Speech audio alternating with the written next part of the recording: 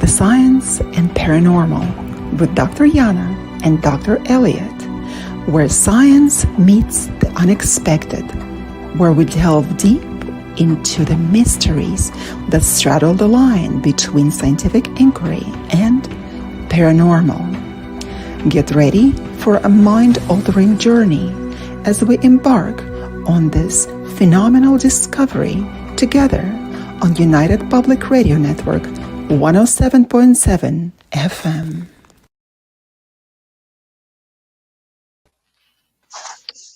All right, welcome to another episode of Science and the Paranormal. I'm Dr. Elliott.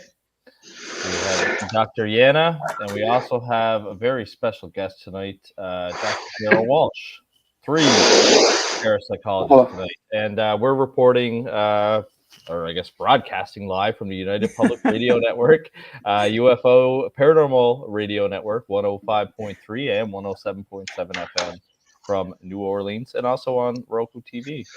Now, Darryll is a very special guest to me because I used to be one of his parapsychology students way back in the early 2000s, and Darryll and I are now colleagues, and we have our own podcast, which we haven't done an episode in quite a while. Podcast, we've been a little bit busy, and we're also part of Ghost Project Canada, which Darryll will get to talk a little bit about tonight. Paranormal, including the hate mail. Including the hate mail. Yeah, I got some a couple nights. Oh yeah, I got some 2 nights ago. I don't want to open it up because I also got 2 scam emails, and so therefore I'm not opening it up. But it says scam, get a life, and then for whatever would be left on the email that I can't read. Oh, interesting, interesting. Yeah. Yes, we also work with Paranormal Phenomena Research and Investigation, and also the Center for Parapsychological Studies in Canada. So we are very, very busy. And tonight we're just going to talk about parapsychology in general. But first, have you guys seen the movie? It's called The Lazarus Effect. Have you guys seen that? Mm-hmm. Yes, we did. Oh, we did. I'm reporting live from San Diego. We did. I did. Yes. Have you seen it, Jerry? It's older. It's older. I want to say late 90s, I think, or if not early 2000s. And it's about this university crew that are working in a laboratory, and they take some funding, and they basically create this formula that when you die, they stick a probe in like almost your temple, and they inject the chemical into it, and it brings you back to life. And they started it out with a dog. Do you remember? Okay. Remember that? Vaguely remember. I might not have watched the whole thing. It got me thinking about people that pay their money to cryogenically freeze themselves very shortly at the time of death. And I've heard a couple of horror stories happen with this, because some companies have gone bankrupt, and they basically like shut everything down, and then you start to turn to basically like soup in these vats or whatever, and then your family has to deal with whatever they want to do. Now there are some that are still, funded, and you pay, a hefty price to have yourself cryogenically frozen. But I wanted to ask you guys, do you guys ever think it'll be possible that they can unfreeze those people, like with nanotechnology or something down the road, where it like repairs whatever was wrong with them, whether it was, cancer or anything like that? Do you think they'll ever be unfrozen? Haven't they done that to smaller animals? I wouldn't be surprised. See, we're so complex that it's a hell of a lot more. It's like a transporter. They could transport a little tiny little gnat maybe, but they can't do us because we're way too complicated, a nervous system and everything. Yeah, it'd be tricky. It would be nice. I think they've done mice. Don't hold me to that. I can't remember. Interesting. I'll have to look that up. By the way, putting something in the head reminds me that's how they kill vampires in Eastern Europe. So, which reminds me. In Eastern Europe. Yes. They were injecting something in the brain? No, they put a spike through your head. And actually, they just found some in England as well. but they'll find them all over the place. They'll find them in the Alps. I think the silver nails. Are you talking about the silver nails? They didn't say, the last one I watched, the last documentary didn't say whether it was silver or not. So, but mostly it's just take them down. Yeah, exactly. Interesting. But I think that in order to bring people back in the future, they have to be frozen now in a certain way, or be programmed to be able to be awakened in 100 or 200 years, for example, and without any destruction to the body or the tissues. Right. Otherwise, they're going to be just frozen, and that's it. And we won't be able to bring even the brain back. It will be the person will be brain dead, and that's it. So I think people have to be particularly specifically programmed for the future unfreezing in order to do that. Do you think? And they also have to have some way that they're not charged with murder if they have to do it while the person's alive. You know, they have to get around that hurdle. And there's always going to be some DA in the States or Crown prosecutor up here that's going to be really anxious to make a name, and, you know, or is against it or whatever, and goes bat, you know, whatever crazy. I'm not sure what the language sign. When you get a fine on this radio program, I know the F word's probably not on, but the S word, I was about to say, that's crazy. And, yeah, I don't know. I know that there would be obviously cell damage from being frozen, so they'd have to, and that's one of the scientific feats that they'd have to overcome. There is the cell damage from the extensive freezing. But yeah, I watched it the other night, and I was like, I forgot about those people that pay to have themselves cryogenically frozen, and I'm like, geez, I wonder if they'll ever, you know, figure out how to unfreeze them. Well, we can, you know, some people have survived being frozen, you know, in a lake. They drowned, and it was extremely cold, of course, and then they you know, they pull them out and they resuscitate them after a long while. And it's yeah, so there's a bit of it. We can almost see it, you know, how it would happen, but I don't know how to get to there, to after death. You know, there was a case about maybe 10 years back in northern Russia. There was a woman that was discovered in one of the graves that was very deep in the earth when they were building something, and they stumbled upon a coffin. That's what they thought. And my understanding that it was a stone coffin, and they opened up the lid. They call it, I think they call it the princess. That was a woman in her late 30s, I believe.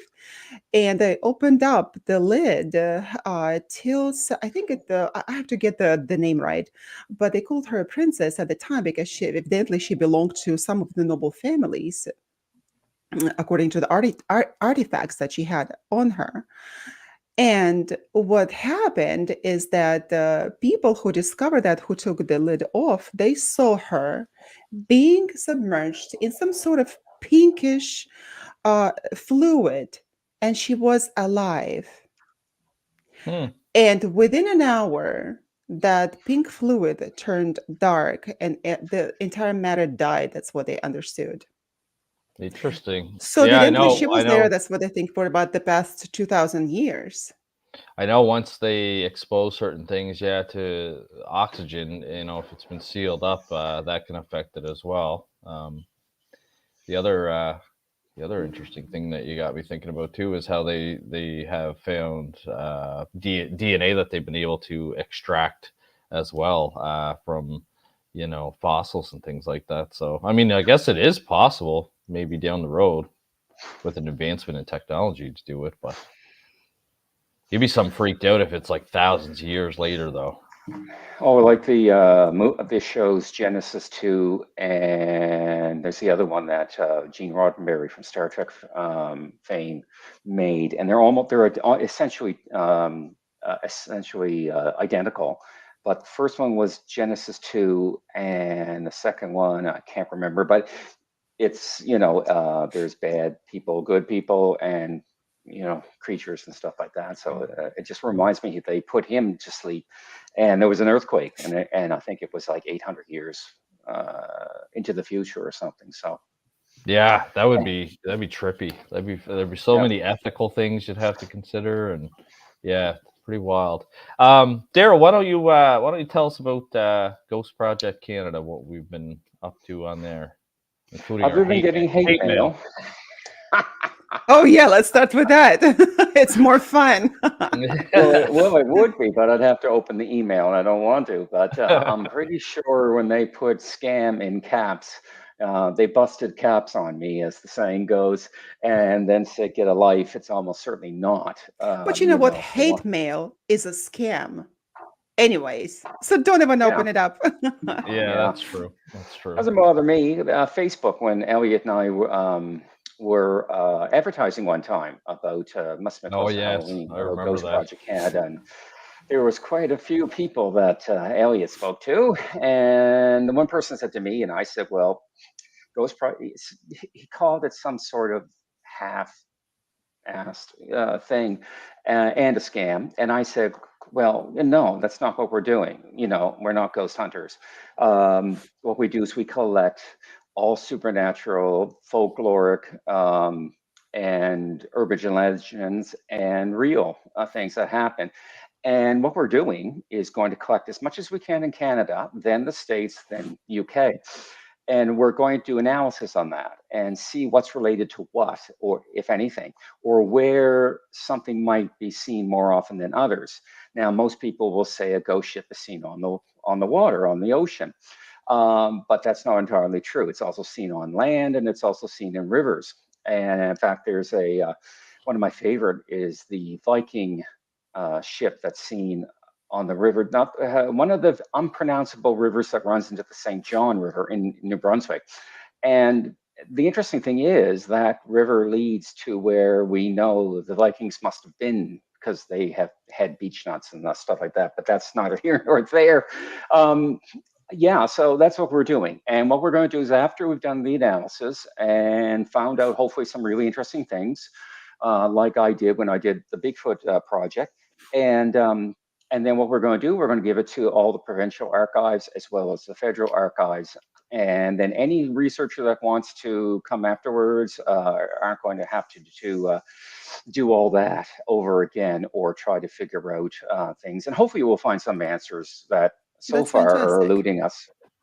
Yeah, it's a kind of a phenomenological study that created there. Well, that's why I put up parapsychological analyst, because that's what I pretty much do right now. I analyze trends and stuff like that. And like I said, I started with Bigfoot first of all. And then if your Bigfooters are listening, you're doing it all wrong. Anyway, because I studied 7200. So yeah, it's when the book comes out, I'm going to get. Speaking of hate mail, true believers really go crazy. So yeah, I've kind of delayed bringing it out just because I haven't felt like being, the target. So, but yeah, other than that, and I work with Elliott, of course, we do research together, and we also do some investigations. And I will be teaching again next year, and so go back to teaching because I missed that. Although it may be writing as opposed to parapsychology, but Elliott and I are talking over how we could do it at the local community college, how we could get a lab together and do ESP experiments. Not as extensive as they do at the Ryan Research Center, but at least we could give the students something to get a feel for and understand how ESP and psychokinesis is studied. And yes, and so then I'd like to do one on ghosts again, just because there's so much crappy TV mistelling people how to look for ghosts, and so.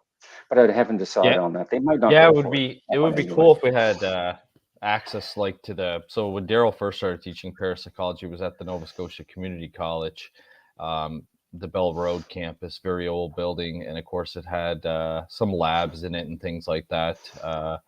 He just taught in the classrooms and had access to the library. I remember us going in there for a couple nights as well to use the audio-visual equipment. But yeah, it would have been cool if that building was still there, and it was haunted too. And you were still teaching. Yeah, it's a shame. What they did is they basically tore it down and then built a new super high school there now. But yeah, the laboratory would have been cool because we probably could have used that for a few different things.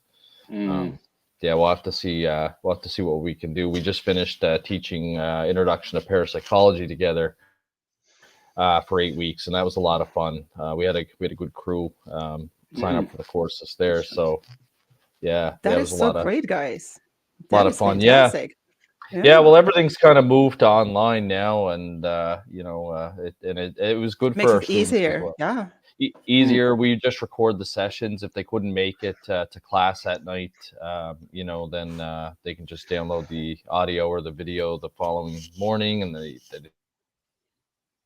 review it. And yeah, it was fun. It was. The interesting thing is too. Oh, sorry, Yana. I'm sorry. Ahead. So the ESP project, you are planning to do that in person, in the community college? In the class, yeah. In the class. In the class, yes. Nice. For students, yes. Yeah, it would be. It'd be really good because I've always had really good students, and I started studying I started teaching in 1996.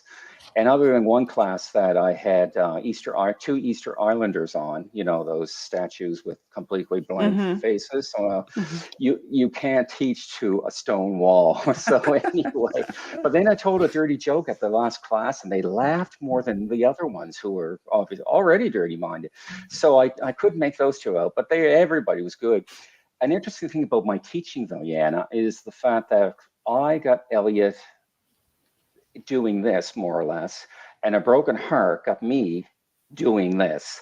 So I suppose you have to, we'll have to thank Adam, because that's the same time the newspaper had an ad for college courses, and I remembered Lloyd Auerbach's book, and where he said you could create your own classes because you're going to starve to death if you try to be a parapsychologist. So anyway, are we guys starving to death? Let's admit it, guys. Let's admit it. We're not making money on it, that's for sure.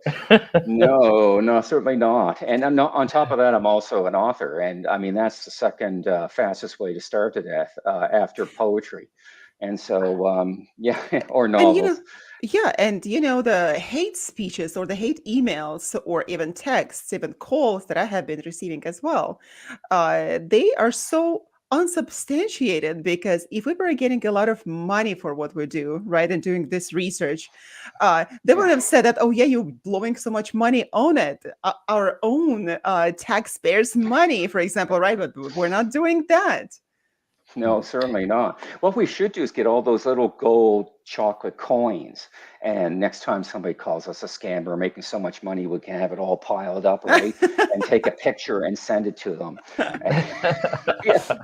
I remember when you ran that ad last time for Ghost Project. We actually did get quite a few people come forward with stories and things like that. I can't even remember how many interviews I did for you, at least a dozen interviews where I sent you reports on what they were telling us, and where it happened, and the time and the environment. And I remember there was somebody on there that thought because the colors of Ghost Project Canada are the same color as like our country colors, red and white. I was reading somebody thought that it was a government agency that was created, and that the government was admitting that ghosts exist, because they posted, they're like, the government's admitting that ghosts exist.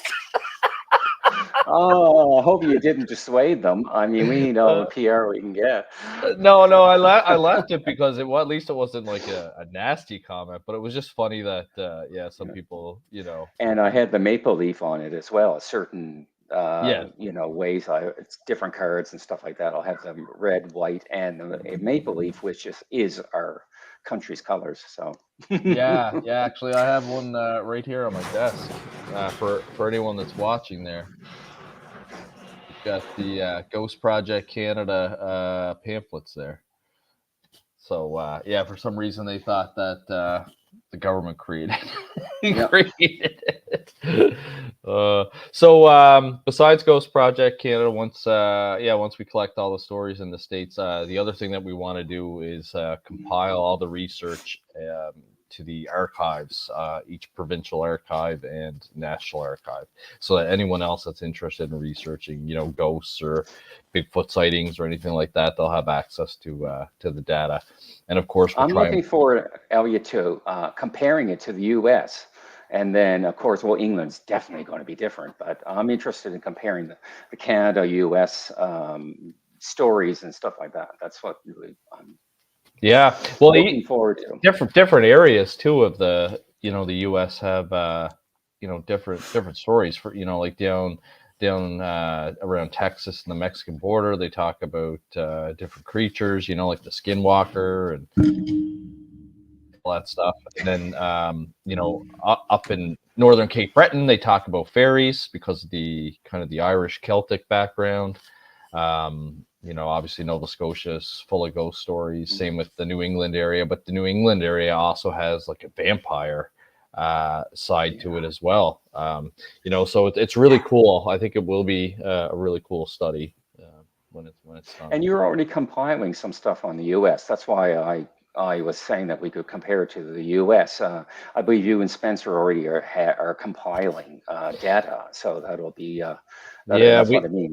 We gotta upgrade that. I gotta find some time and fix it. We had a couple errors with it, but it was working really good. It was starting to show it on the map, and it had like the weather location, the GPS location, all that stuff. Kind of integrated using Google Maps, but I'll have to get Spence to look at that for next year. We didn't really do any work on the website this year, like work-wise. It was mostly just planning the symposium, which took up all the time.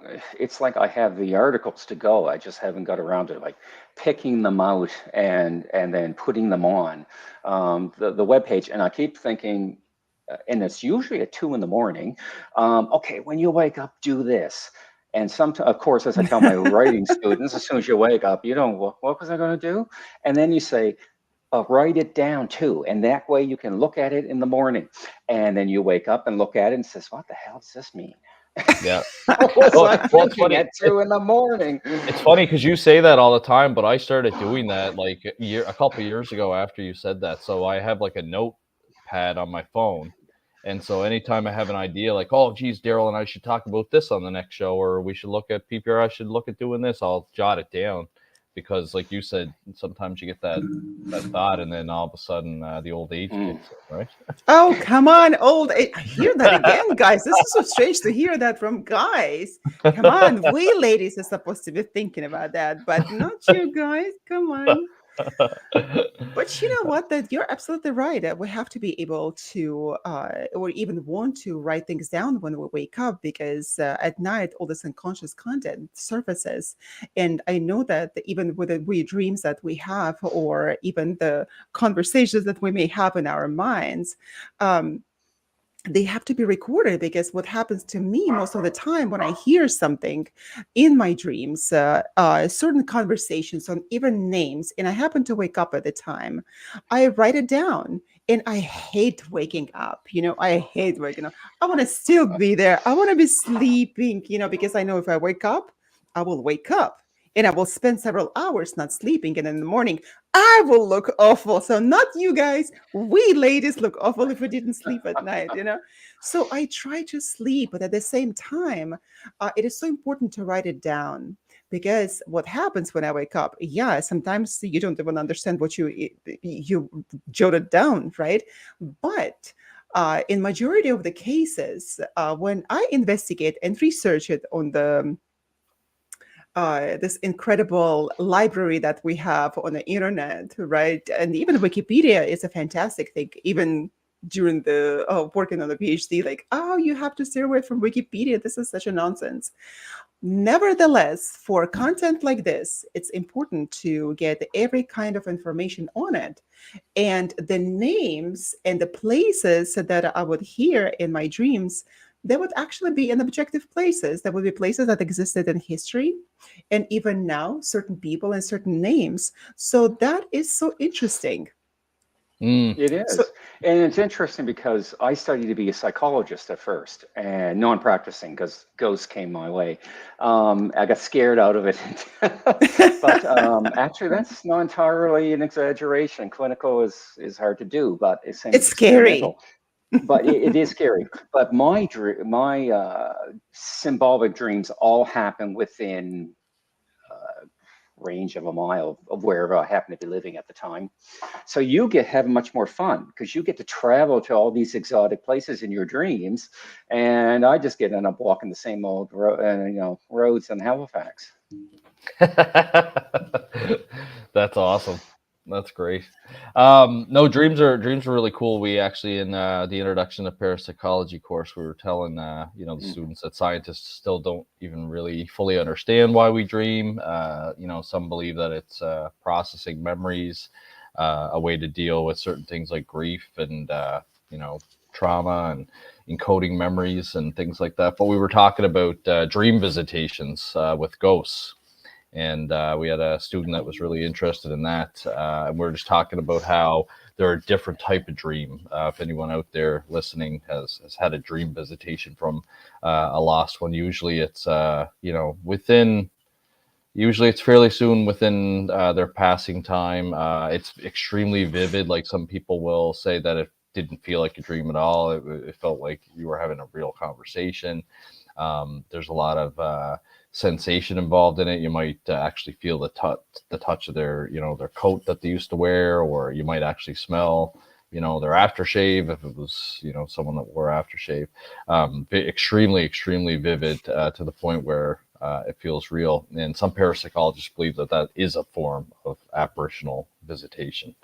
So yeah, that's very interesting. That's very interesting that you mention it, because never thought of it as ghosts, because we discussed it in a previous episode that we call them ghosts, right? They were people just today, they're people, and in just few moments they become ghosts and dead bodies and all. Yeah. So it's kind of strange, right? I happen to agree. However, based on my personal experience, of course, but I have discovered that it takes people sometimes, those who passed away, not ghosts, they're ghosts, I guess, that becoming ghosts, spirits, right? I've noticed that it takes them about 6 months to be able to come back and talk to us at times.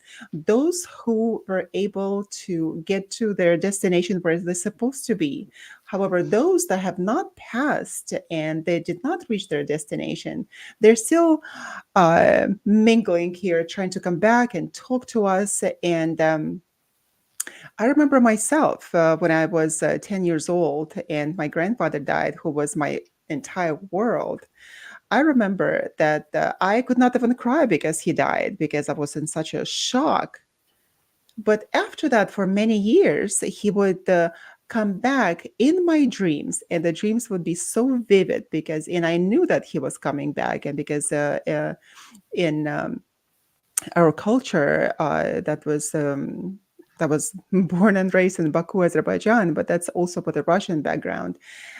In our culture there, people do make visitations after they pass along, and it's considered really real. So my grandfather would come back and he would talk to me. Interestingly enough, however, my family would be calling me in my dreams from different rooms, calling me to come because they were calling me to go and have a dinner together, or for whatever different reasons. In every single dream, it was different. So my grandfather would be talking to me and asking me, how are you doing here? Please tell me that I came from the far and I really want to know how things are here. How's everybody doing? And I would be telling him and holding his hand, and that would be so real. And then when I would go to my relatives that were waiting for me in another room and call him to come with me, he would say, no, I'm not allowed to go there, but I will come back to talk to you. So those nearly became the objective reality, because I knew that he would come, and it was not the figment of my imagination, because I knew that he was dead. But for me, all of those visitations were real. And every time we would have a different kind of a conversation. So those kind of dreams, they were not compensatory dreams for what happened to me during the day, for example, for during the past month. Those would be the actual conversations that I would be having with him. And he would be mentioning things that he did during the lifetime, and he would be pointing to the objects that I had no idea that they were in those places, but he would just say, go get this here, or I placed this object here, to the point where he was a veteran of World War II, and he had his medals, and his medals were stolen probably a year before he died. It was a difficult time at the time. So his medals were stolen. They were at work and safe. So he told me where to find it. And we were able, when I told it to my parents, we were able to find them. So that is so interesting, because otherwise, how would you have known at the age of 10 and 11 and 12 at the time when he kept coming back and talking to me? So Wow. those were the actual visitations. Yeah, that's really fascinating story, actually. It is. Not all parapsychologists subscribe to it, but I can remember doing research on it, and the belief is the mechanism, of course, is a dream, but that your mind is more open to receiving things in your dream. So therefore, the dead can talk to you in your dream, but can't quite come through during your, during the normal day. And don't even get me started on EVP. But yeah, so that's where Elliott and I are always teasing each other about EVP and the Phillips experiment. But yeah, so I thought it was fascinating. But the problem is to how do you quantify it? And although I would collect and have collected those stories, it's how do you quantify it? I can believe it totally, but that's different than proving it objectively. So. Yeah, and those are hard ones to investigate, because it's strictly somebody's personal experience that they've had, through a dream, and usually it's already happened, because it's a dream, and then they're telling you about it afterwards. So yeah, those are definitely. Yeah, no, it's too bad you didn't think to go to somebody. It was too bad it was 10, because if you were a little older, you might have known to go to a sleep lab. And they would have wired you all up. And if your grandfather came to speak to you, then we'd have some data. You could say, okay. And if there was anything that's not normal, of course, they would do baseline for you. But if there was anything that was not normal, or any sign that there was a change in your consciousness or an addition to your consciousness, that would be the gold medal we want to see. And yeah, we'd also know probably with MRIs and that where in the brain, and that would be extremely important. At the if it starts time. happening again, get thee to a nunnery, as Shakespeare would say, but get thee to a sleep lab and a nunnery. I don't think so. Not in my case. But the thing is that meant about that. But I had the sleep study. I had a sleep study because I had to investigate my sleep disorder. And I finally went to have a sleep study at night. And I hate to do that because I can't really fall asleep anyplace else. So the interesting thing that I discovered is because I was so interested in brain waves and how my mind works, and why am I seeing all this visions, and why am I able to perceive the information at a distance. So, and of course, that was the clinical setting, and they put all of these wires on me, which are everywhere, and it was very difficult to sleep, and I wasn't able to fall asleep, in fact. But I was told that the sleep study went fine, and I was able to fall asleep. Even in my mind, I thought that I wasn't sleeping. So evidently, they have those ways of really understanding the sleep, when you're falling asleep, when you're awake. So the interesting thing was that during the time that I was doing it, I had a tech, And I was asking him because he was observing my brain waves, and I asked him, I said, so what do you think about it? He told me that you were falling asleep just so fine. And I wasn't asleep at the time, and I knew that I wasn't.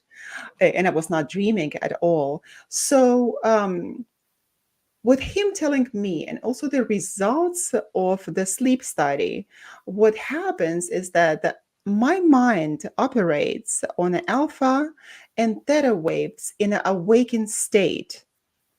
So while most of us would be going about our day in a beta waves, which we will be able to comprehend everything nicely and study and work and talk in beta waves.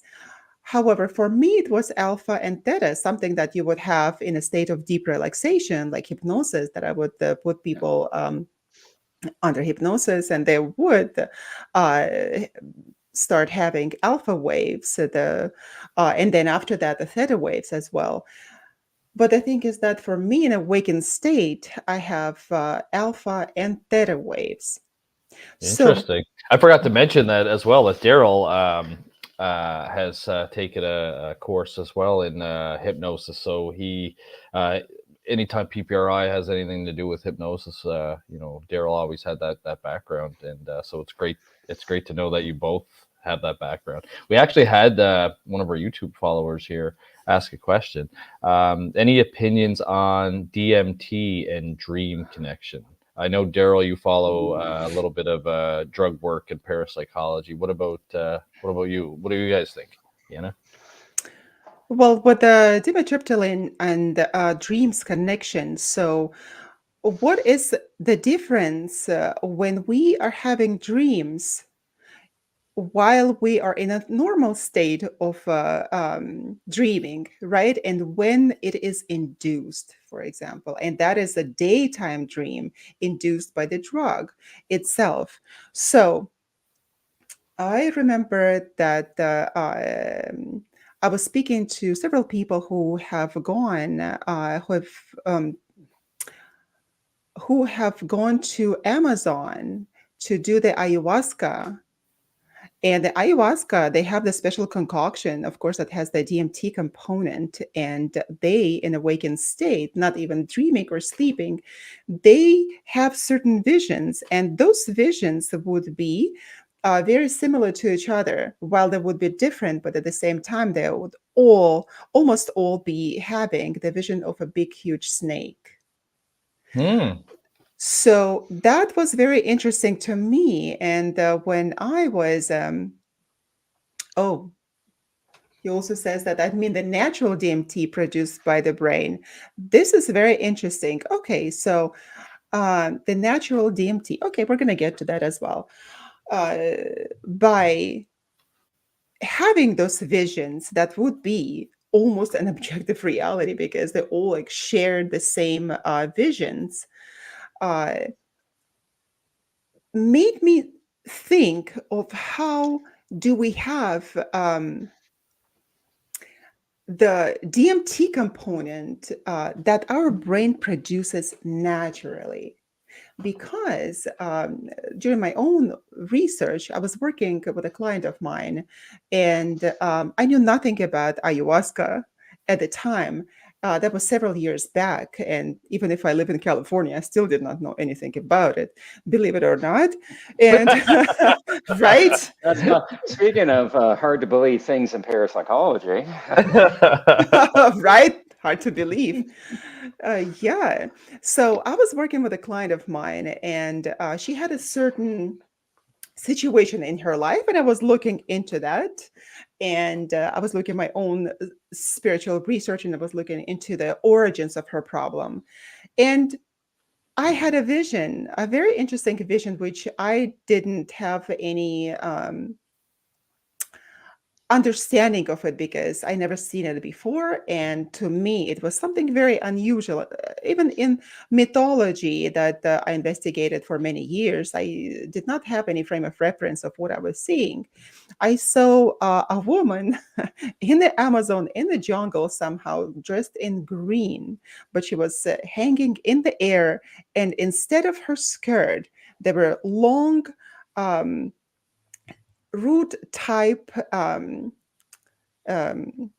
long, what are they called? Vines, the vines. And they were really big and thick, and they looked like it was her skirt. And when I asked her what it was in my vision, I had a spelling of the word because she didn't say anything about it, but I had the spelling and I wrote it down. And at the time, I needed to confirm with a client of mine what it actually meant for her. And when I mentioned it and I really spelled it out, and it was ayahuasca. However, the client was Russian. And in Russian, when I wrote it down, it sounds really funny and it doesn't sound good at all. Yeah. It sounds really perverted. And like, man, I don't know anything about it. I said, this is what I heard. This is what it is.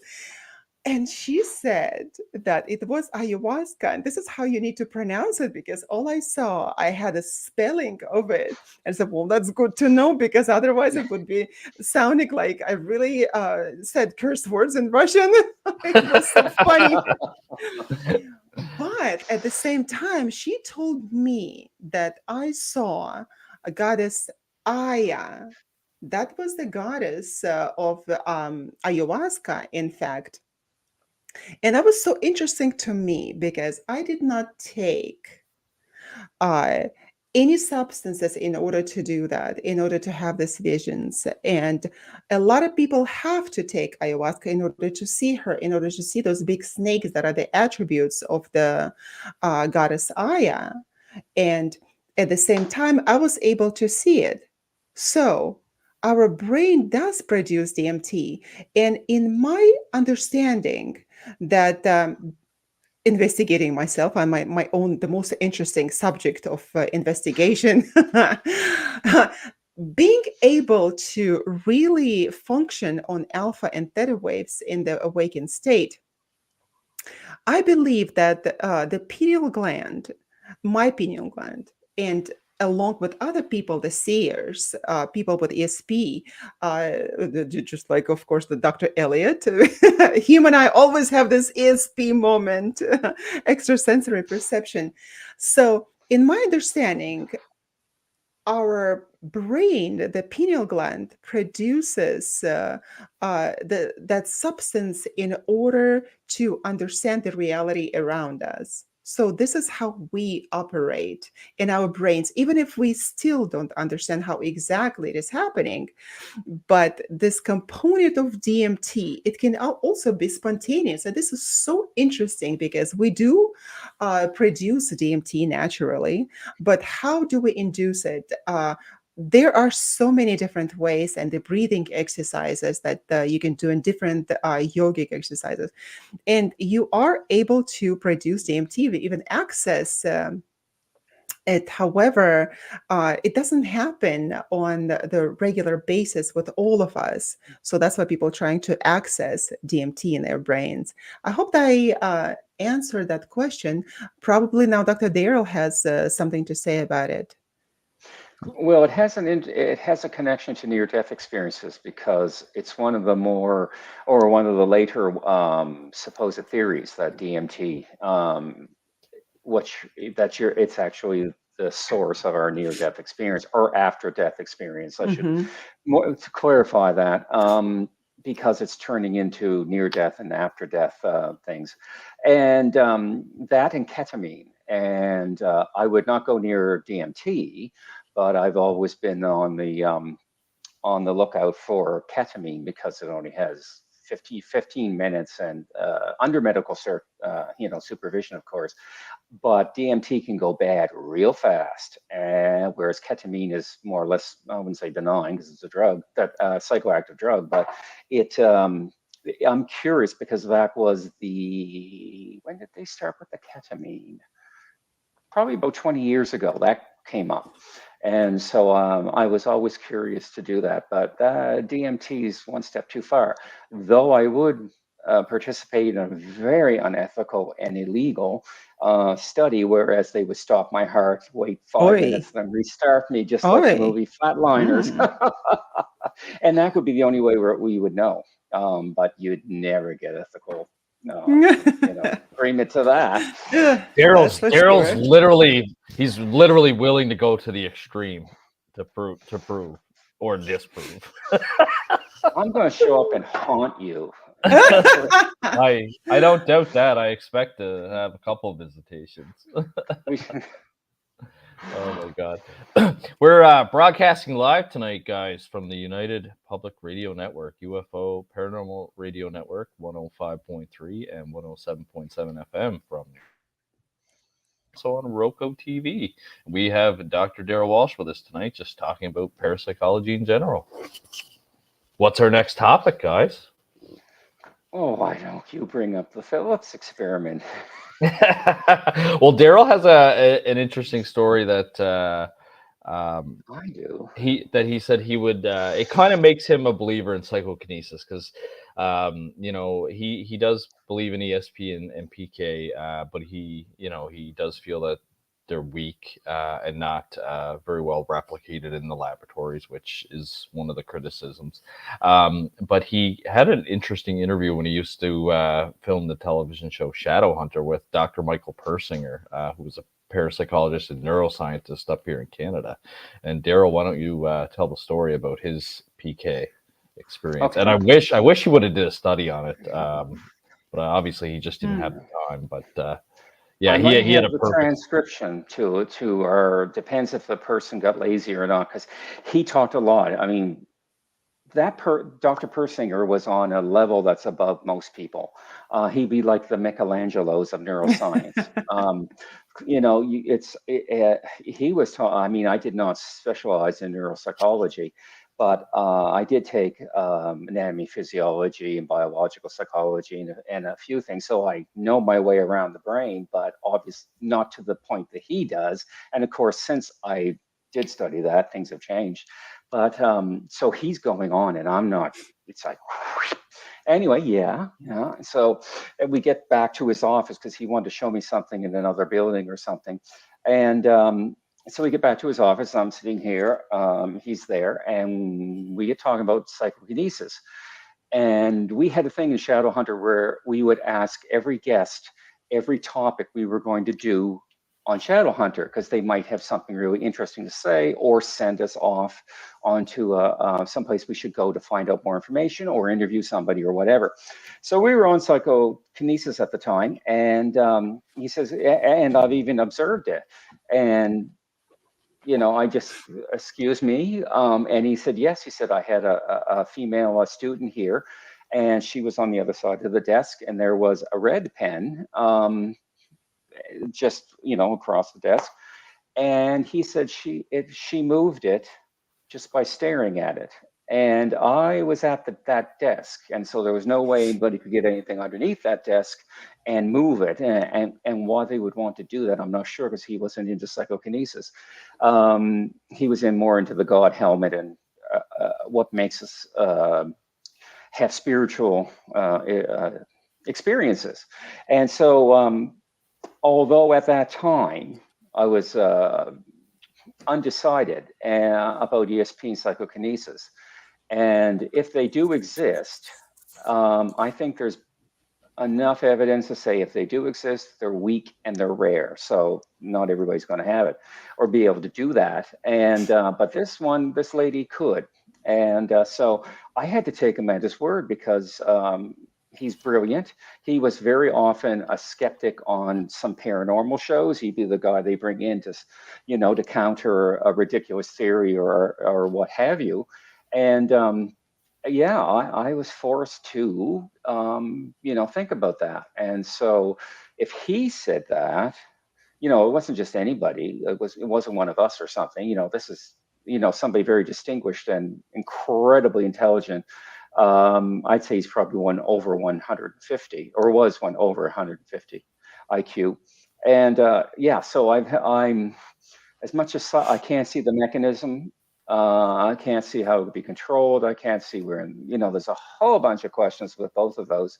I can't, and ghosts, and I can't see the mechanisms involved, but I do have an idea that they're real. And so it's, and I'm forced to by Michael Persinger. He said also, by the way, he said the reason that psychics are so good has nothing to do with them, anything supernatural. Now, this is interesting because he just said that psychokinesis was true. Now he's saying ESP isn't, which is fascinating. And of course, they may not be related at all. But he said the reason that psychics are so good, and the reason I brought up Michelangelo a few minutes ago, was that just as Michelangelo is with painting, these psychics are with body language. And then we're forgetting cold readings and looking up the customer ahead of time and all the other things that can make the person look like, the psychic look like they know what they're talking about.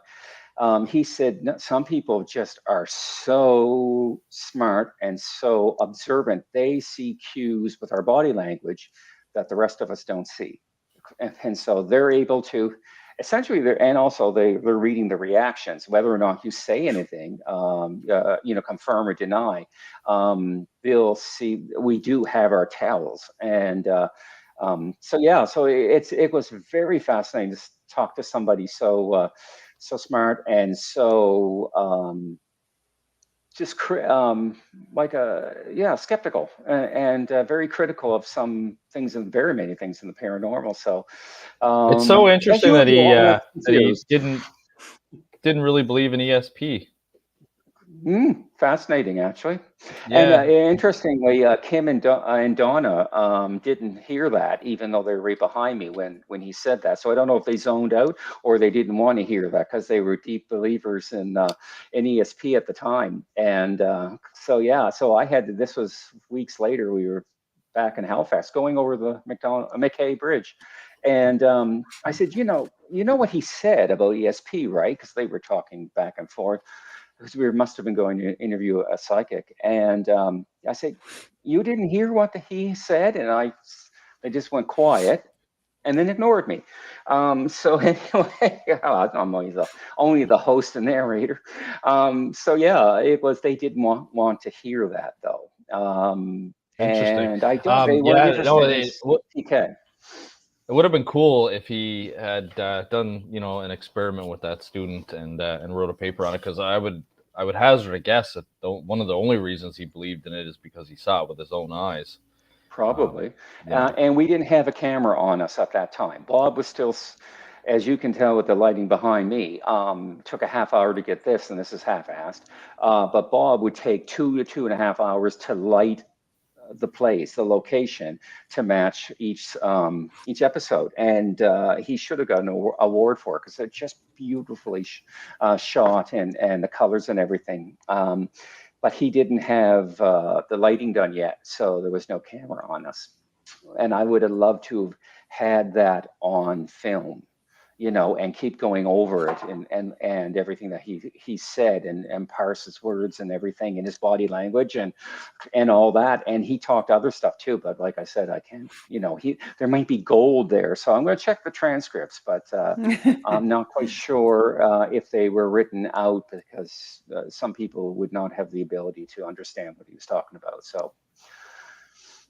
That is so great, guys, that we do this research, and particularly you too. That is fantastic that you even teach that, because speaking about believers and non-believers, like in the scientific world, we don't really go by believers and non-believers. We see that, right? We see the results of the studies we observe, and then that's how we make our conclusions. But then for the outside world, they need to have the evidence. And you produce that evidence for them. That is absolutely so fantastic that you're putting all of that footage in one place for other people, not just yourselves to do the research on, and for others as well. So, a lot of the times when people come to me and they say all this unpleasant thing is a hate, that's hate speech, I usually respond to them. I'm not here to persuade you or make you believe into anything. Here's the evidence, and you make your own conclusions. Exactly. Yeah. I told one hate mail person on Facebook, I said, well, if you think what we're doing is crap, then I suggest that you write or call every single folklore department in Canada and Mm-hmm. universities and sociology departments. This was before this was before the whole gender thing blew up. And I said sociology probably, and I forget, I've listed a couple. And else I said, because they're doing similar stuff and they're doing work in the same area we are, and we're doing scientific work. So yeah, and I didn't tell them to do what I wanted to tell them to do, but yeah. So I just answered back straight, and then I told Elliott about it, and I said, Elliott, yeah, you take care of them. And he got a little hot under the collar once in a while with some of them over the years, but yeah. Guys, this is so interesting that we talk about it because it's very important for people to hear. However, it always fascinated me that knowing, for example, that we talk about it, and not only that we talk, we do possess certain qualities and certain gifts in parapsychology, like, for example, of the four tenets of telepathy, clairvoyance, then precognition, and psychokinesis. I have them all except psychokinesis. And people confuse you with someone that they can come and bully and say all these nasty things without even comprehending that if we are capable of all those things to do in a good way, right? In a really benevolent way, because we're scientists, I would talk about it. It wouldn't even have to be scientists, but if we already possess all those qualities and the gifts and are able to work for the light and produce great things in our life, helping humanity, don't they think that we can also use those abilities to do something to protect ourselves, or even to have the nasty people in our lives to be able to be quiet? And just because they probably are hoping that we're going to be ethical enough in order not to use those qualities, and they are rightfully that they are absolutely right that we won't be, because that would be stepping down and doing something that we wouldn't be wanting to do. Because, as my brother once said, one time I was so upset about somebody that did something wrong against me, and I was so upset. So he called me up from overseas and he said, okay, Yana, what are you going to do? You're walking along the street and you see the puddle with a swine sitting in it. It's a dirty puddle, and the swine is sitting there and yelling something nasty at you. You're such and such. You are stupid. You're nasty, and you have nothing new to say. What are you going to do? Are you going to come and kick the swine?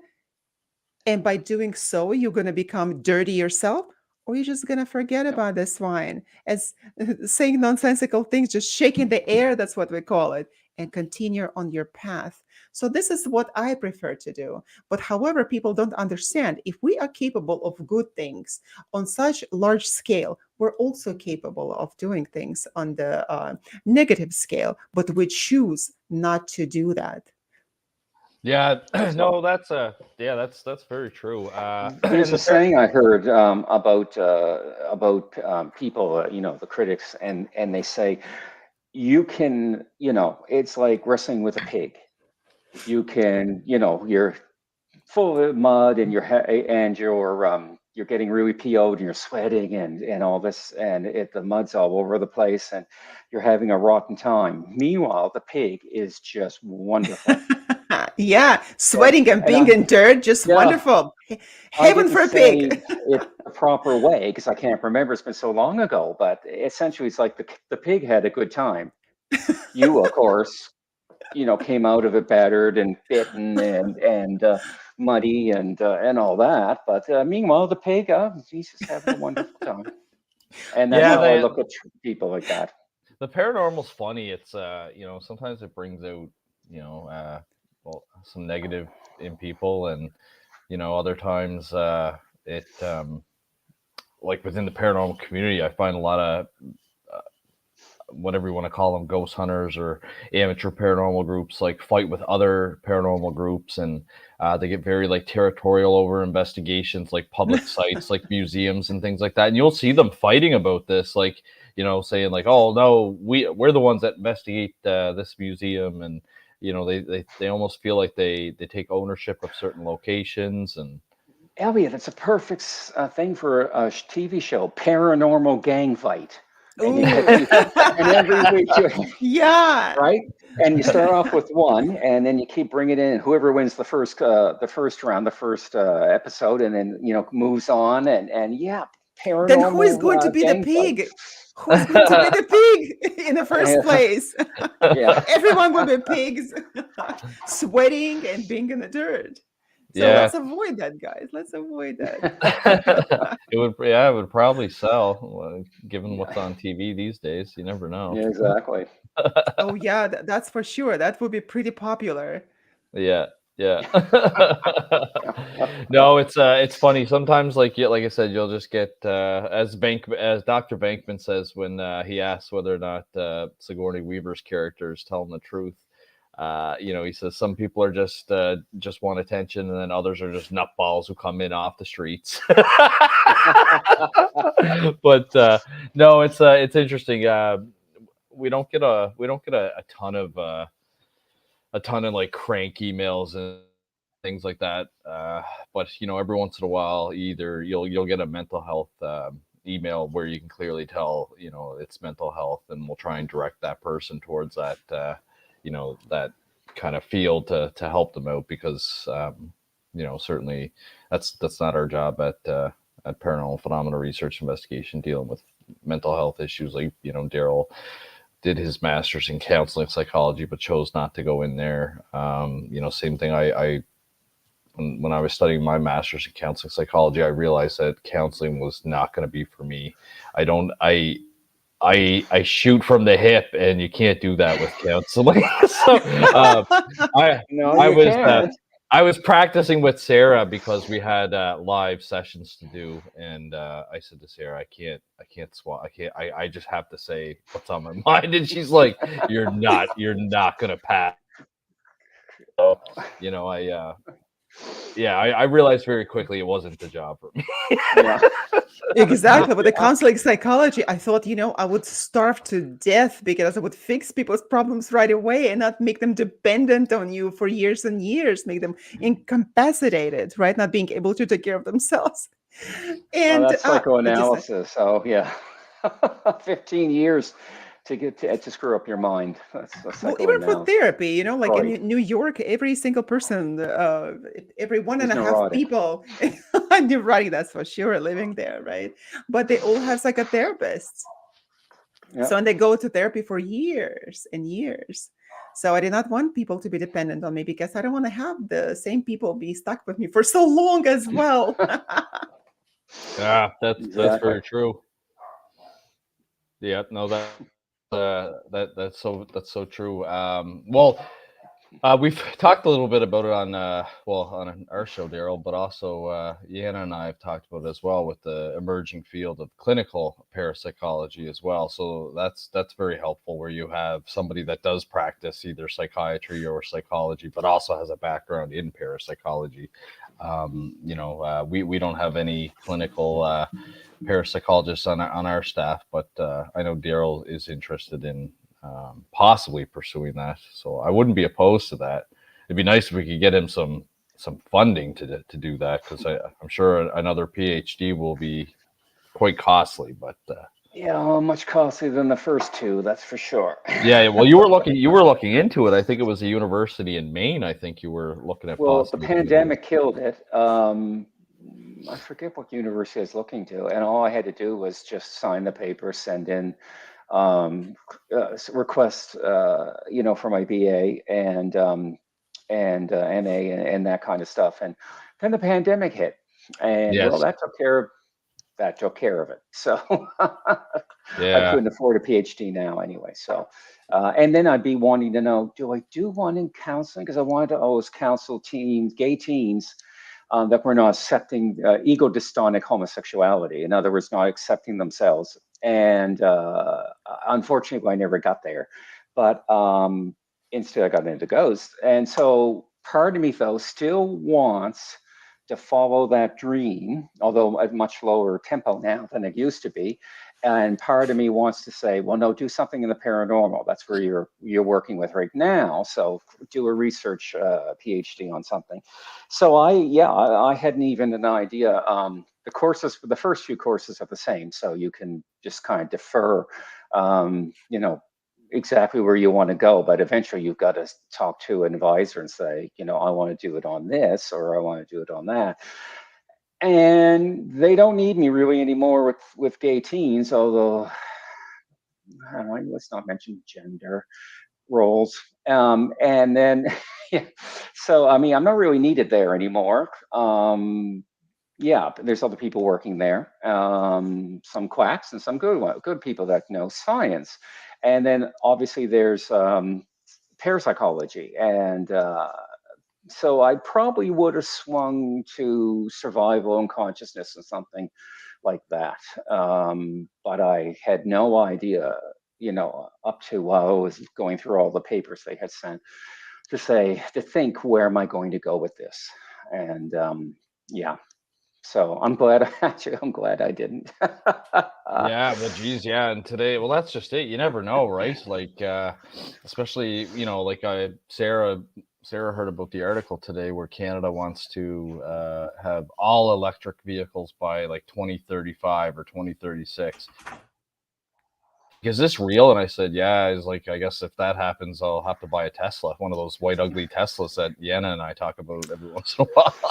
But guys, how is it possible to have Teslas in Canada? They are electric cars. They're gonna freeze to death. You won't be able to move the car. Probably. When I was up north, I had to have a block heater put in my vehicle, and I didn't even know what a block heater was. When I went out to Regina for basic training, I'm like, why does everyone's car have a plug hanging out of it? And someone told me, oh, it's because they have battery warmers and they've got block heaters. I'm like, what is all that stuff? Like, I'm from Nova Scotia. I don't do that. And it's because it's so cold. It's so cold in certain parts. You got to like have a battery warmer. And I know I replaced multiple batteries when I was up north because, they just eventually the cold kills the charge capability on it. And the problem with electric cars right now, like the mother-in-law is a service advisor at Ford. She said some of their electric batteries to replace are anywhere from $20,000 to $40,000. It's very expensive, guys. Very expensive. Yeah. So if it's not under warranty, it's just crazy. But she was all worked up about that. And it's funny though, because you look at your modern day mechanics now, and even they're struggling with how you are a mechanic today compared to the new people coming up, because today it's all computer systems. Yeah. And you basically plug the vehicle in, system tells you what's wrong with it. A lot of times it's just sensors. It's not actually like mechanical issues. And you're starting to see these kind of trades being phased out, right? So it's interesting that you mentioned that, because like today, back when you wanted to do your degree and counsel gay teens, that wasn't really talked about in society. Whereas now it's like very open, and everyone's more comfortable. It was more fun to be gay back in the 80s. Yeah, you said that. Yeah, you said now it's boring. But it was more fun because you were doing something illicit, and so it was a lot more fun, and you could have fun with people at university. You and a friend could talk around and say many things without actually coming out to say it. And sometimes some people can be so dense, and but anyway, we didn't do that too much. But it was a lot more fun, and I wonder, as Yana says, how in Canada the EV cars are going to happen. And I actually saw a documentary. Now we're way out of parapsychology, but I saw a documentary that said that they're not necessarily the best thing, and electricity has to come somewhere from somewhere. So but if it gets people using transit because they're too expensive, that might be a good thing.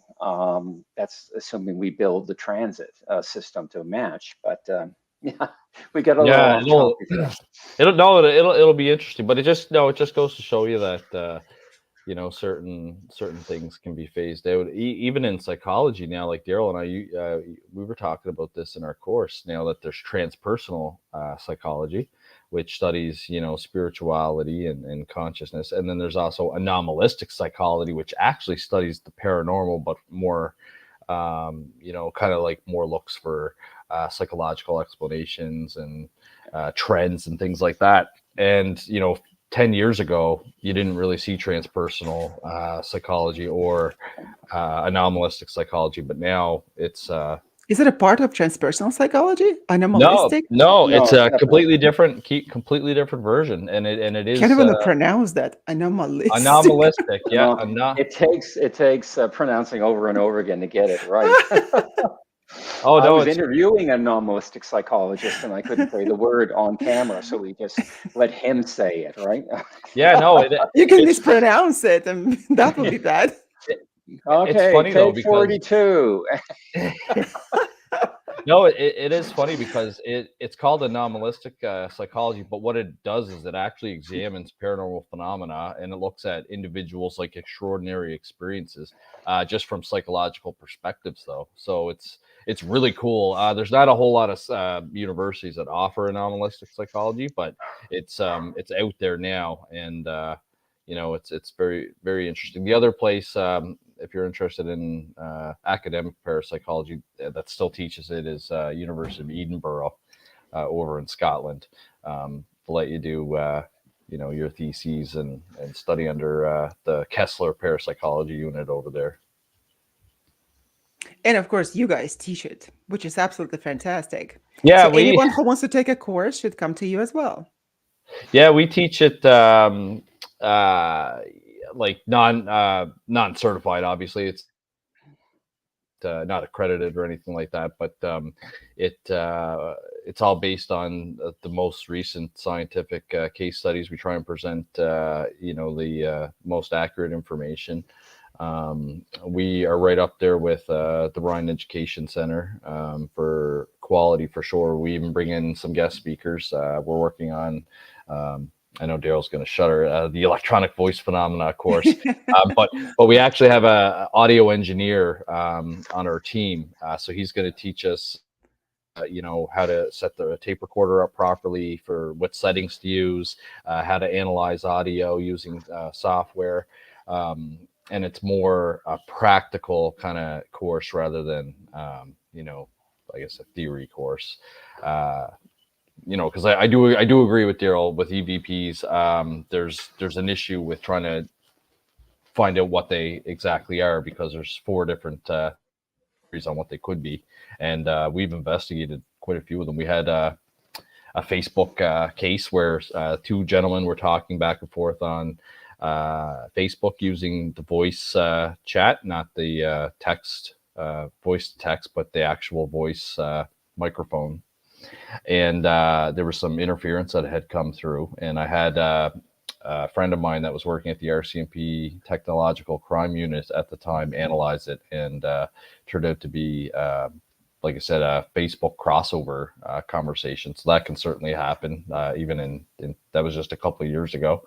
Obviously, telepathy is one theory as well, from the investigators, from the homeowners that are there. Michelle DeRoche actually had that happen to her on one of her cases. Her child was sick, and they were going to do an initial interview with the family, and she kept saying in her head, I got to get home, my daughter's sick. And sure enough, it showed up on the tape recorder.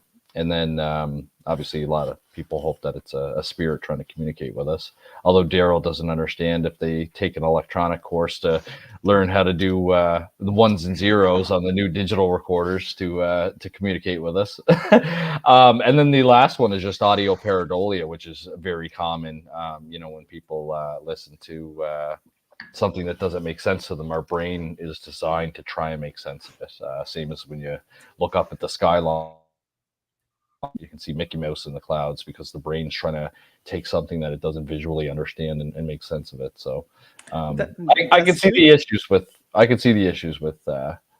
EVP. That's why I always tell investigators, like, you have to have more than just going into a house and catching an EVP.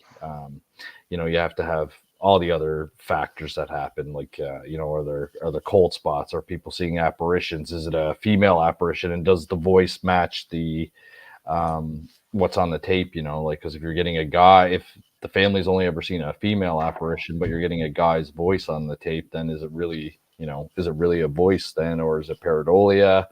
So there's a lot to go through, and it's not like Sexy on TV where they're just going there and getting all these crazy EVPs, and especially today now with the applications that people are using on the phones. I think. Oh, absolutely. Yeah.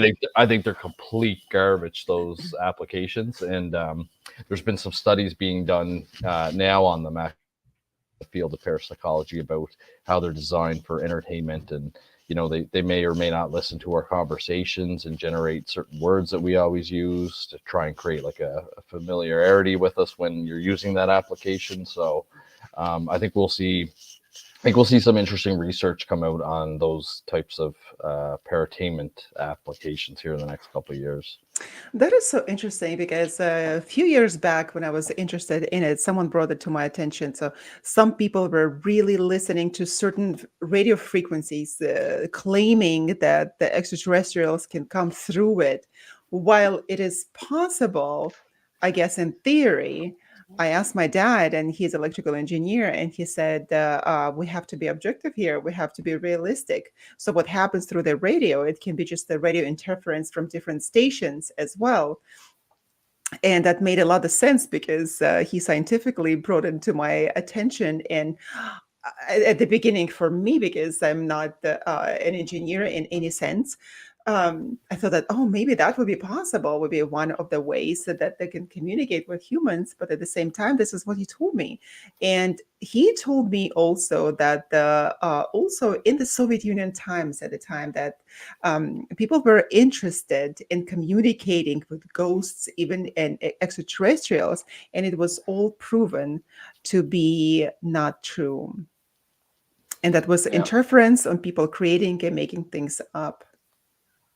Yeah, exactly. It always says to me that he always focuses on the digital part, but I don't believe in it, but let's say we see the mechanism on a magnetic old-fashioned tape. That Right. Somehow something was written there. In order for that to happen on a digital recorder, the ghost literally would have to manipulate thousands of ones and zeros to do it. And smart Alec, he said, what do they have to take a special course in the afterlife on how to, up their game? Right. So, yeah. We need to create it and teach it. I know. If you can't hear it, it didn't happen. Period. Full stop. Go do something else. Don't waste your time. See, I think I don't know. I think sometimes they can catch frequencies that we can't hear.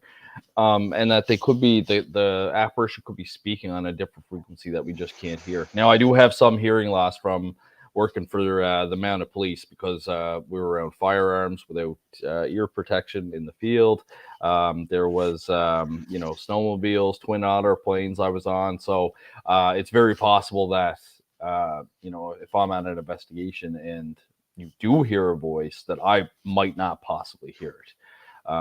But I don't know. It's remember the time they used to be but I don't put all my they used to say everybody's entitled to their own opinion, and now it's become everybody's entitled to their own truth or their own reality. And so as with gender and also, but in parapsychology or EVP and many of the ambiguous things, they can believe whatever they want, and their worldview is going to be different, and no way near science, but it's everybody nowadays are brought up to believe they have their own reality. And as I do, I mean, I'm young, handsome, and dating Timothy Chalamet, but that's only I would agree with the first part, But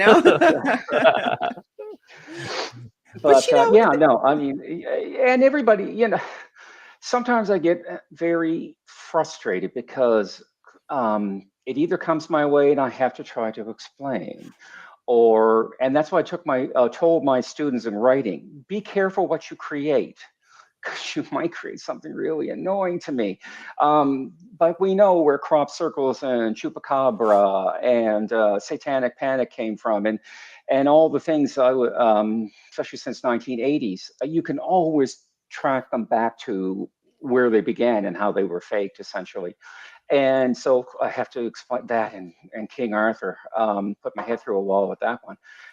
But yes, people can believe whatever they want, but what it does is it fills up the world with garbage, and they tend to then go into like parapsychology, psychology, anomalistic psychology, what have you, and they try to,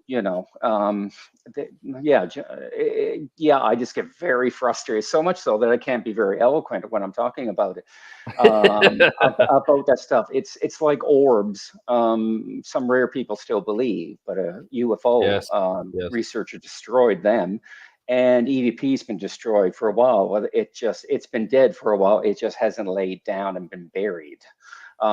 So until I'll believe Elliott and his Phillips experiment long before I will believe EVP. Well, believe you guys is just what's a belief again? Right? You know what? One thing is just, I think it is absolutely crucially important is for people to think about everything critically, to approach what they hear, what they see critically. But the thing is that a lot of the people are so gullible in liking even theoretical understanding of things that they would just believe anything. They're not taught it. Yeah, absolutely. But and then at the same time, it's absolutely important. So if people are listening, it's absolutely crucial to adopt the critical thinking, because I actually didn't meet Dr. Elliott. I didn't meet him on TV. It's like, okay, I met him on TV.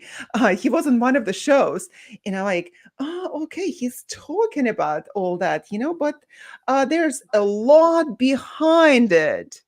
And you know what, the EVP, when they're talking about, it is so funny to me that when on those shows that would claim that the ghost was actually German, when people lived in the United States, and that would be United States show, but the ghost was German from 300 years back, and on the EVP, it comes in a perfect American accent.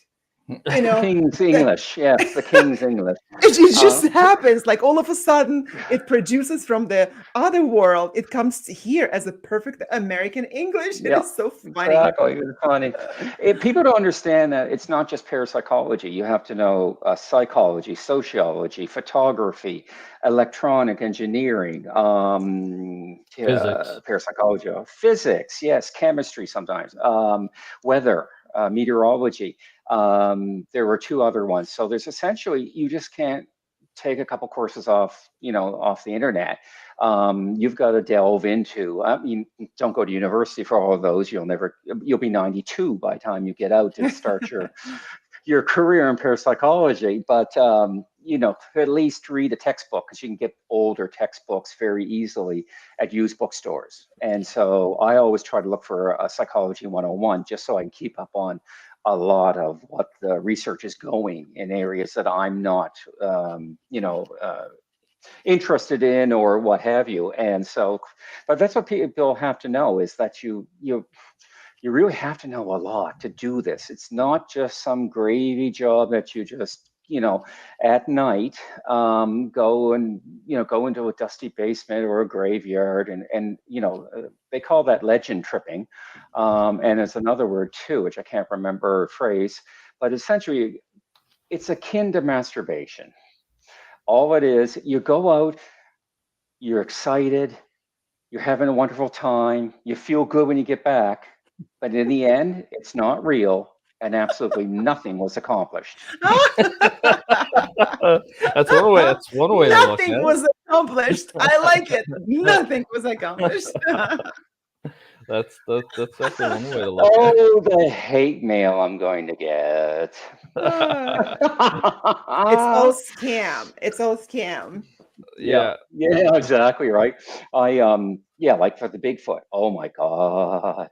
When do Yeah. you think your next book's going to be out? I know you got a few manuscripts that are close. Well,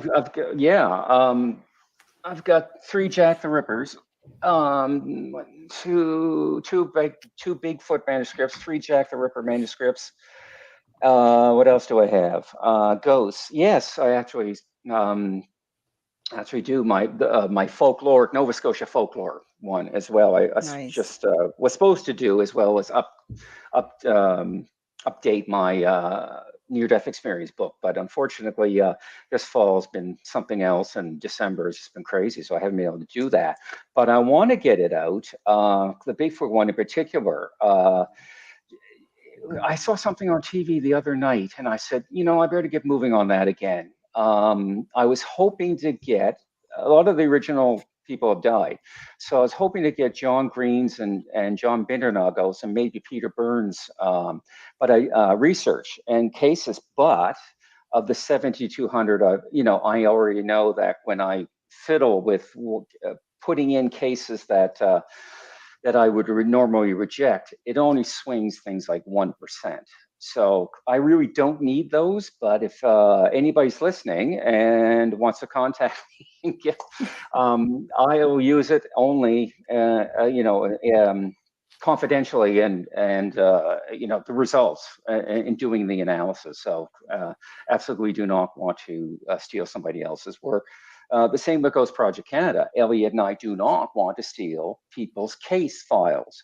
We just want to know if you went to someplace, some lighthouse on, Lake Erie, and you don't have to say a name. You don't have to say the precise location. You just have to say there's something that is reported in the general area of whatever, and and tell the story without giving it away. It can be done, and if it is somebody's case studies in particular, I don't want to horn in on that.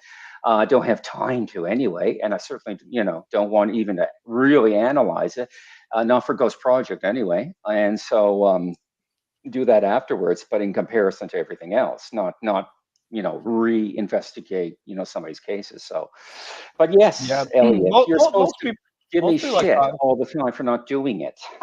Most people that contact us, though, they're willing to allow us to use their experiences, which is good.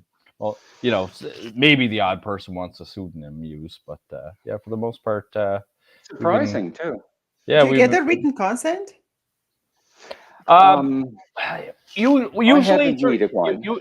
usually I get it through when I take their statement, because I tell them that they're being audio recorded, and that what we'll use it for, and then I usually gauge what they want, like whether they want their name involved or not. Now, for our cases, when we do our cases, we do have a consent form that I get clients to fill out. We actually talked about possibly getting insurance for our nonprofit organization in case, God forbid, one of our investigators goes in and breaks something that was really valuable. Darryll told a story, it's actually a crazy story, but when he was working on a television show, Shadow Hunter, somebody made a complaint to our producer friend, literally saying that somebody urinated in his chair at his house, and that there within his line of sight, and there's a stain on the chair. And so she must have taken a look at it and seen some sort of stain on it. And then she ended up having to give him like $75 to have it like professionally cleaned. 2 dogs, 3 cats. It was a ghost, guys. It was a ghost. It was a ghost. Yeah, ghost peed on. Ghost peed on the chair. Yeah, so you just never know. But yeah, that was something that we looked into as well. But yeah, no, we try and have a strict. There's protocol. a lot of paperwork involved in these. There's the ethical thing. So you have to get their permission personally. You have to get the permission to use the location to film it and all this. So, I mean, the paperwork can be very extensive sometimes, especially then if it's at a public place or say a business or something like that, then you've got to contact head office and the whole shebang. And it's not, and also when we're doing our investigations, you'll agree with me that you have to tell them, get out of the house. You need to be out of the house for 3 months. We're turning off your power. Get those dogs out. We're going to wire up everything so your electric bill is going to shoot up because we're going to plug it into the garage, not the house itself. We might have to cut those lines, but that's okay. You know, it's not that expensive anymore to put, you know, to do electrical work. Hey, I know somebody's brother-in-law will do it for you. But anyway, essentially, this is what you would have to do, because we need a location that has frequent haunting and is visual, because that's actually the only way you're going to tell there's ever a ghost. There's nothing else that will do that. And so, and then you can take all that equipment that we have, put it in place, and then you can do the analysis of the haunting, because, you know, it's actually frequent enough that you can then get data. And in the last 15 seconds I technically have, because I said, Elliott, I thought it said 12:30. I'll go on to 4. But anyway, you know, one of the things was when I saw a ghost. I've only seen 2 ghosts, and that's been very recently. But one of them, when I saw a ghost of a little boy in this room, and Elliott was in another room talking about parapsychology and what we do, I was so freaked out, I did not remember to go get the equipment. And it's like, I just banged my head against the wall ever since, thinking, oh my God, what could you? I know. You see a ghost for the first time and you suddenly freak out. Oh, that's really professional, Darryll. We can wear the camera like the police do, right? Yeah, well, we just purchased some of those. We just purchased some of those for PPRI, actually, four of them, and yeah, that would have been perfect, actually, if Darryll had that on there, because he would have. Well, either we would have saw one or two things. You would have saw that ghost apparition incident happen on the film, or we'd have to investigate further because Darryll saw it, like, perceptually, but it didn't record on the video, so we'd have to figure out, like, well, what was going on. And that room was horrible. I did not want to be in it. It was very unwelcoming. There had to be infrasound or electromagnetic stuff going on, and that can cause hallucinations in susceptible people. And so I can't say that it was actually a ghost, even though on a personal level, I'm absolutely convinced I saw a ghost. And one of our, when we had the symposium, I was asked to a table where one of our guest speakers and 2 of her friends were there. And they asked me, what's the difference between hallucination and a ghost and reality? I said, well, they're totally different, because I've experienced hallucinations. So it's like, no, not even remotely close. So when they say people are hallucinating for ghosts, they can hallucinate, but you can't, you can't just throw it out and say they're hallucinating, because those are 2 totally different experiences. Now, maybe if somebody only is hallucinated, they might not know the difference in the feeling and everything else that goes with actually seeing something of a apparently supernatural origin. So, but, no, it is very fascinating. Darryll, where can people get in touch with you? For those that weren't watching on YouTube and were just listening, the Ghost Project Canada website is ghostprojectcanada.com. Yep, and ghostprojectcanada@gmail.com.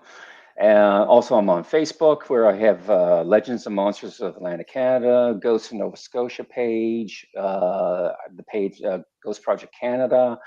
I've got a bunch of pages, so and that's my name right down there. I don't think I have the BD in the name, but I might.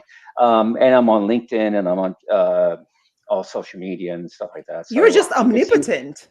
It'll be easy. Yeah, if I can just update it all the time and get a chance. So it's. I know that's the thing. Signing into all the accounts and keeping them updated. And so it's really easy for you to give me hate mail, people. You can also send them an email at dwalsh@ppri.net too. Send all those hate mail there. Or date requests, by the way, Or date requests, yeah. No, that's great, Darryll. We appreciate having you on, and yeah, I know you're on Michelle DeRoche's show later Thursday this night, week as well. So talking that's about European ghosts and why they have their Halloween on Christmas Eve. And the Europeans have accents. Yeah. Yes. The ghost will speaking with an accent. Yes, the King's English. Yes, of course.